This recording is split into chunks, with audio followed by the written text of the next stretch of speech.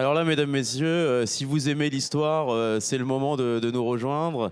C'est le moment de nous rejoindre parce que nous avons deux éminents personnages qui nous font aimer l'histoire. Il y a Claude Quetel, qui est historien, directeur de recherche au CNRS, et Jean Descartes, qui est grand spécialiste de la Seconde Guerre mondiale. grand spécialiste de la Seconde Guerre mondiale, exactement. Et Jean Descartes, qui est écrivain, journaliste spécialisé sur les finalement sujets historiques.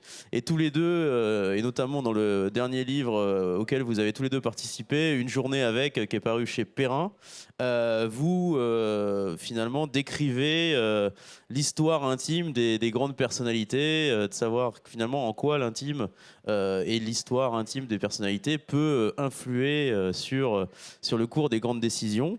Et du coup, la première question finalement, c'était de vous demander pourquoi ce choix de ne pas faire finalement l'histoire un peu économique, stratégique et politique, mais de faire l'intime de ces personnalités. En quoi ça peut vraiment finalement influer sur le cours de la grande histoire avec un H majuscule? C'est une question assez vaste parce que, d'abord, on peut dire qu'aujourd'hui, tous les compartiments de l'histoire ont été visités. L'histoire événementielle qui est revenue un petit peu en force, beaucoup même en force, heureusement je dirais. L'histoire économique, l'histoire des mentalités, même la psychohistoire dont je suis un des représentants. Mais il y a quand même un compartiment qui n'a pas été bien visité et qui est celui qu'on pourrait appeler bêtement, selon moi, de la petite histoire, et qui est en fait le petit bout de la lorgnette de la grande histoire. La vie quotidienne. Ouais. La vie quotidienne d'un grand personnage. Et ça, non seulement... Alors, ne soyons pas jésuites. Il est évident qu'on est aussi intéressé de savoir combien de sucre tel grand personnage mettait dans son café et si tant souhaitait qu'il buvait du café. Ou s'il avait un chien, ou s'il était paresseux, ou s'il se levait de bonne heure. Bon, mais derrière cela, il y a un intérêt supérieur qui est celui de mieux connaître les ressorts psychologiques d'un personnage. Est-ce que Staline, par exemple, travaille? La réponse, c'est oui. Alors qu'il travaille dans la bonne direction, c'est une autre question. C'est une autre question, oui. Mais il travaille, c'est un homme de dossier, il travaille 10 heures par jour.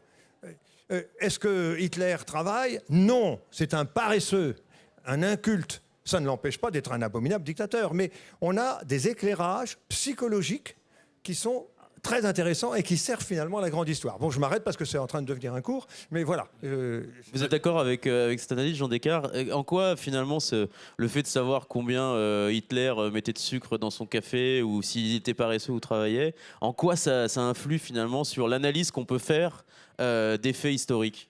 Écoutez, pendant des décennies, la philosophie marxiste nous a inondés de principes selon lesquels il y avait les événements économiques et sociaux et éventuellement, après, quelques êtres humains. Je suis tout à fait opposé à cette analyse. Il y a d'abord des êtres humains qui sont au pouvoir de telle ou telle façon ou qui se révèlent au pouvoir au fur et à mesure des révolutions, des coups d'État, etc. Mais qui sont-ils? Comment vivent-ils? Quelle est leur santé? Est-ce que leur mari ou leur femme les trompe au moment où ils vont signer un décret ou prendre une décision? Est-ce qu'ils sont malades? Et c'est le contraire, pour moi, de la petite histoire. C'est l'histoire humaine qui n'est pas du tout mineure, qu'il ne faut pas transférer complètement. Mais je vous donne un exemple. Au moment de la conférence de Yalta, j'anime souvent des voyages dans l'ex-URSS, en Russie et en Crimée. Il est essentiel de savoir que Staline est parfaitement renseigné sur l'état de santé catastrophique du président Roosevelt, qui est quasiment mourant et qui a tellement froid qu'il fait faire, alors qu'on est au printemps et en Crimée, des feux d'enfer dans la cheminée, qu'on peut toujours voir, pour que le président américain, qui est malade, puisse ne pas avoir trop froid. Ça veut dire que le cerveau du président américain, qui est déjà très atteint, ne fonctionne pas tout à fait. Et on voit très bien comment Staline va être l'un des maîtres du jeu, pas tout à fait du partage du monde, parce qu'il avait eu lieu une autre conférence après, c'est surtout la conférence de Potsdam qui va le permettre après. Mais si vous voulez, vous avez ça. Et j'ajoute que ça se termine en propagande. Si vous prenez la photo officielle des grands à Yalta, Churchill, Staline, Roosevelt, vous verrez que par courtoisie, Staline et Churchill ont mis un manteau, mais on a oublié de dire aux aides de camp qui sont derrière eux d'en mettre un aussi parce qu'on est au printemps. Donc vous voyez la propagande. Alors, je suis très attaché non pas à des petits détails, à des éléments humains. Est-ce que le tsar Nicolas II était conscient ou enfermé dans une espèce de psychose et à l'aide de drogue involontairement que Raspoutine lui avait fourni lorsqu'il est à l'état-major russe en 1917, il n'est plus conscient de rien. Quelle est la réaction de la reine d'Angleterre, puisque c'est le chapitre que Claude Quetel a bien voulu me confier dans ce livre qui, je le précise, est une idée formidable, d'autant plus que je ne l'ai pas eue. C'est une journée ordinaire dans la vie d'un destin extraordinaire. Et bon, quand la reine d'Angleterre découvre un matin un homme sur son lit qui n'est pas exactement son mari, et quelle est sa réaction fantastique de rester calme, d'appuyer sur tous les boutons pour appeler Scotland Yard, personne ne vient, personne n'arrive, c'est ça qui est fantastique. Et il y a une femme de chambre qui prend le relais du personnel de sécurité de nuit qui a disparu, qui arrive avec son aspirateur et qui voit un homme pieds nus sortir de la chambre de la reine. Elle a le cœur. Bon, alors on peut trembler parce que ça pouvait être un tueur de l'IRA ou etc. Donc c'est ça qui est intéressant, l'aspect humain. Et moi personnellement, attaché aux biographies, c'est-à-dire le récit de la vie, je pense qu'il n'y a pas de petits faits, il n'y a pas de petits événements. Petite cause, il y a un ensemble de choses. Si Churchill n'avait pas pris au moins 2 bains par jour, il était odieux. S'il n'avait pas eu un coup de blanc et un cigare, il était odieux. Voilà, c'est ça qui est important. Est-ce que ça aurait vraiment changé le cours de l'histoire ? Les gens qui sont de mauvaise humeur, qui n'ont plus leur capacité totale pour être à l'aise, pour décider, et qui travaillent énormément, ce qui est le cas de Churchill, d'une façon qui nous paraît absolument baroque et invraisemblable, mais c'était un géant. Oui, absolument. Ce que j'ai trouvé dans le livre, la journée avec, et vous avez fait le sujet, le chapitre sur Hitler. Oui, est-ce que vous trouvez... Ce qui est drôle, c'est que... Alors, est-ce que ça peut pas être dangereux quand il s'agit d'un personnage comme lui ? C'est qu'on en arrive totalement à oublier ce qu'il est. Je veux dire, on part vraiment dans sa vie quotidienne. Non, la vieille accusation. Non, c'est pas une accusation. Non, mais le vieux reproche, le danger de... Non. Le fameux danger dit de l'empathie. Non, pas jusque-là. Mais... Moi, je vais vous donner une anecdote. C'est vrai qu'on en arrive à oublier le Oui, alors j'avais été invité personnage. à une émission qui s'appelle C'est dans l'air, et où j'avais été interviewé sur le film La Chute. Oui. Et il y avait 3 historiens autour de moi, dont mon ami Ferraud et mon moins ami d'Almeida. Et je me suis fait quasiment insulter parce que je trouvais que le film était bien. Oui. Je trouve que c'est un bon film, Absolument. un film honnête. Et on m'a dit, mais alors, vous allez provoquer une empathie pour Hitler. Je dis, une empathie pour qui ? Une empathie pour Hitler. Je dis non. Oui. Dans la salle, il y avait une grande empathie pour la chienne de Hitler. Alors quand les SS font une injection mortelle à la chienne de Hitler, il y a eu un grand frisson dans la salle, là il y avait de l'empathie. Mais Hitler, non, il n'y a aucun danger. Oui. Au contraire, je dirais que raconter la vie quotidienne de quelqu'un ne rend pas ce quelqu'un plus sympathique. C'est une meilleure clé de compréhension. Mais moi, le danger d'empathie, à mon avis, est nul. On voit Staline... Dans le livre, on voit Staline au Kremlin avec son fichu crayon bleu et son fichu crayon rouge et qui, comment il dit en russe, pour pour je crois que c'est ça, pour. Ça veut dire qu'il y a 400 types qui vont être fusillés dans les 2 jours qui suivent. Ça ne le rend pas franchement sympathique parce qu'on le voit travailler. Vous voyez ce que je veux dire ? Bien sûr. Donc, non, au contraire, je crois que c'est une clé de compréhension et que le danger empathie, sympathie. C'est un peu le reproche qu'on a fait avec le livre des Bienveillantes qui était sorti. Oui, pour les Bienveillantes, c'est autre chose. Je confirme à propos de La Chute, parce que j'ai trouvé que c'était un film remarquable. Et j'ai écrit une chronique qui a été publiée dans le Figaro, qui m'a valu les foudres de Jacques Attali, mais ça s'est calmé quand je lui ai fait comprendre qu'entre lui et moi, il y avait une différence. C'est-à-dire que moi, j'écris mes livres moi-même, donc il s'est arrêté. Et je n'ai pas été condamné pour plagiat. Et je veux dire, il ne s'agit pas, on ne tombe pas en admiration. Comme le dit Claude, on voit de plus près les qualités et les défauts, ce qui est terrible. C'est pas ce que mais on en arrive à oublier le personnage malgré tout, mais c'est bien. Non, on n'oublie pas tout le temps. Contraire. On est dans le contexte total. Hitler, il ne boit pas. Non, ce qui pour moi est grave. Très grave. Il boit que de l'eau, c'est encore plus. Il ne mange pas, il ne fume pas. Non, c'est assez ennuyeux quand même, une journée. Très problématique. C'est assez ennuyeux d'ailleurs cette journée. C'est inquiétant. Alors, par contre, il y a des passages extraordinaires. Et non seulement à sa table, qui est d'une tristesse terrible, au Berghof, parce que c'est une journée au Berghof. Oui, mais tout à fait. Il persécute ses invités qui mangent de la viande. Qui ont l'air de s'amuser. Vous mangez de la viande. Oh, comment pouvez-vous cela? Qui ont l'air effectivement de s'amuser. Moi, j'ai visité des abattoirs. Ces pauvres bêtes, tout ce sang.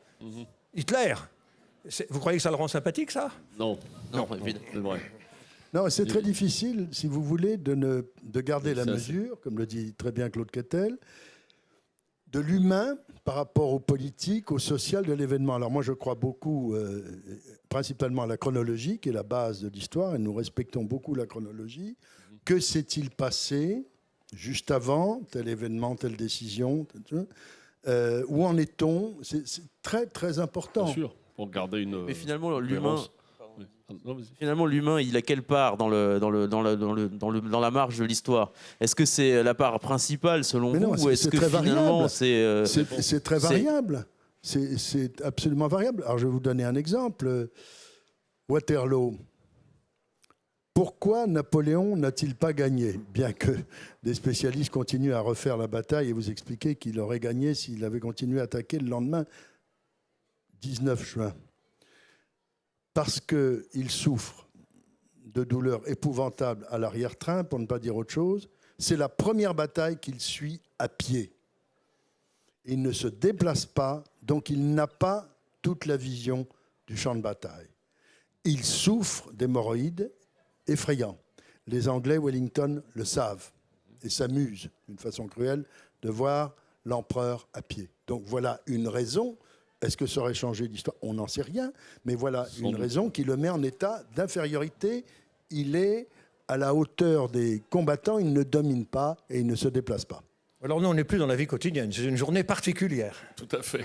Et le choix des personnages, il s'est fait comment pour le recueil du... Comme on peut. Claude et François. C'est une blague.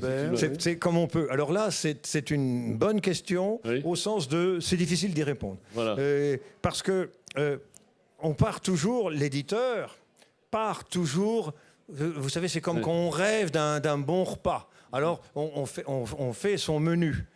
Donc, on voit tous les personnages dont on aimerait connaître la vie quotidienne. Oui, mais après, il faut avoir les historiens qui marchent avec. Il faut avoir ceux qui vont remplir la page, et le plus intelligemment qu'on peut. Et alors là, ça devient un tout petit peu plus difficile. Par exemple, ce livre souffre de... Il n'y a pas beaucoup de personnages femmes. Oui, tout à fait. Et puis je présume que Charlemagne, tout ça, c'est plus ancien, ça va être plus compliqué. Oui, alors c'est vrai que un tour de force. C'est vrai que pour la période ancienne, c'est plus difficile de trouver des spécialistes. On n'a pas la mesure du temps de la même façon. Oui, mais pas forcément d'ailleurs, pas forcément, parce que les chroniqueurs des temps anciens notent tout. Je dirais qu'à la limite, c'est quand vous êtes sur Staline ou sur Hitler que vous avez, ou De Gaulle, que vous avez du mal, parce qu'on note les grands moments, les grands discours, mais on oublie de dire s'il se lève de bonne heure le matin. Donc c'est pas toujours selon la période que c'est le plus difficile. D'accord. Eh bien, merci beaucoup à tous les deux pour ces passionnantes explications sur ce livre Une journée avec. Juste un petit mot pour Monsieur Quetel, qui a écrit une histoire remarquable de la Seconde Guerre mondiale, où vous abordez une façon de voir totalement différente et assez passionnante en racontant la Seconde Guerre mondiale comme on faisait sur les batailles napoléoniennes, en parlant de la bataille, parce que une guerre, c'est aussi des batailles, et c'est un aspect, je trouve, et une façon d'aborder la Seconde Guerre mondiale totalement nouvelle et totalement passionnante à lire. Voilà. Et une petite anecdote de Monsieur Descartes sur les Windsor, puisque nous sommes dans le... Écoutez, on parle beaucoup... Dans le salon spécial Angleterre. On parle beaucoup, évidemment, de l'éventualité du Brexit actuellement, avec ce référendum qui a pas... Je dirais simplement que les Britanniques, au sens large, n'ont pas vraiment une bonne opinion de l'Europe quand ils voient la façon dont l'Europe, Union européenne, n'est nullement en référence à l'histoire, à la civilisation, est purement monétaire, technocratique, financière, froide et contraignante. La raison pour laquelle le Royaume-Uni n'est pas dans l'espace Schengen. Très important. Cela dit, la seule chose dont on puisse être sûr, c'est que la reine restera la souveraine du Royaume-Uni, enfin en tout cas dans l'immédiat. C'est un personnage absolument fascinant que j'ai approché parce que c'est la femme la mieux informée du monde et qui ne parle pas, sauf à son Premier ministre, au duc d'Édimbourg, qui est son dernier rempart, qui a 95 ans. Et elle est d'une façon extraordinaire, aimable. Elle a fait un seul commentaire sur un Premier ministre, un seul, parce qu'elle n'a pas le droit d'en faire. Alors comprenons-nous, la reine a non pas des privilèges, des prérogatives, le droit d'informer, le droit d'être consultée, le droit de mettre en garde. Mais c'est le gouvernement qui décide. Mais on voit l'expression « le gouvernement de Sa Majesté ». C'est le gouvernement qui prend la responsabilité. Mais s'il dit au Premier ministre, Monsieur le Premier ministre, Madame le Premier ministre, pensez-vous que ça veut dire qu'elle n'est pas tout à fait d'accord? Donc elle n'a fait un seul commentaire, c'était à propos de Churchill, pour lequel elle a décidé de funérailles nationales. Et avec ce sens extraordinaire des Britanniques, de l'understatement, du résumé, en un seul mot, elle a dit « il était divertissant ». Vous ne pouvez pas trouver mieux. Merci. Merci beaucoup. Ils sont encore disponibles sur le stand d'histoire. Et voilà, bonne fin de journée. Merci, messieurs. Merci beaucoup.